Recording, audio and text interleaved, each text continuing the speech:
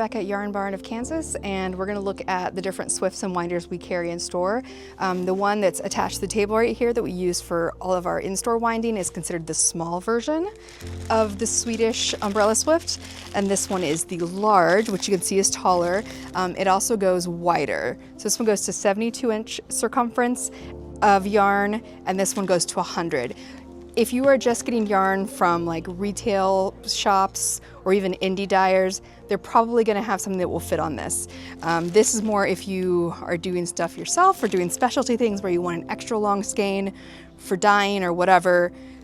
So while the prices are similar, generally most people are not going to need the large one versus the small one. We have two that we sell in store. We have a laceless one and one from Clover. The ones we use when we're winding in store is laceless. It is smaller and we can wind faster, which is the biggest difference. It doesn't hold as much yarn as easily as the Clover, but because we wind yarn all the time, we don't have a problem with doing like an 8-ounce cake on it.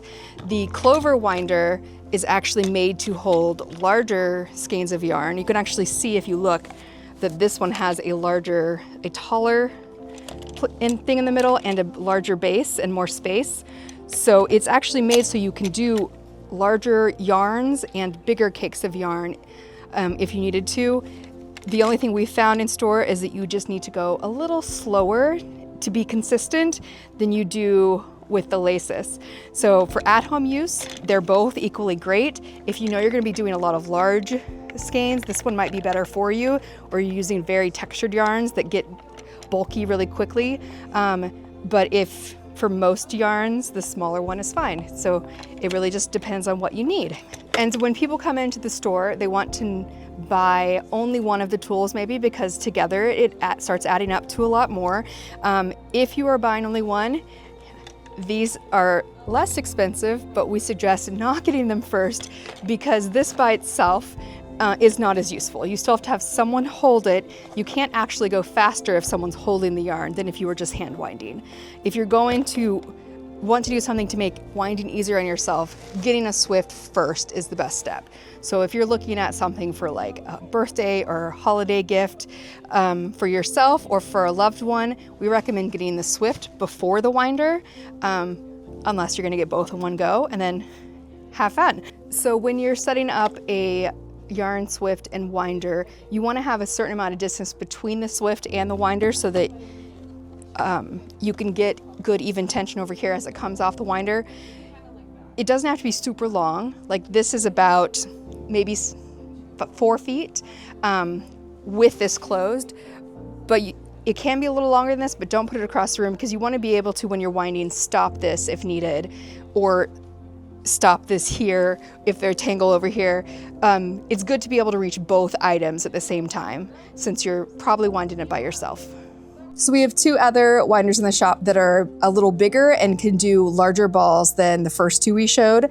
They're both from Ashford. We have the Ashford wood winder, which instead of being tall, it clamps flat on the table. And it has rubber feet so it won't move once you clamp it on, and it can do balls up to a little over a pound.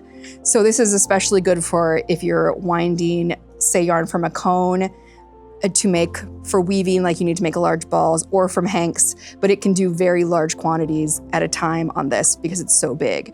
And it's very sturdy. The only part that you may have to replace is this rubber gasket, but the rest of it, easy peasy. We use it in the shop a lot to wind larger balls of things like our mop cotton and things like that.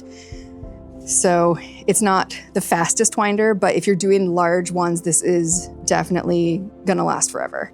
And also from Ashford, we have their electric ball winder.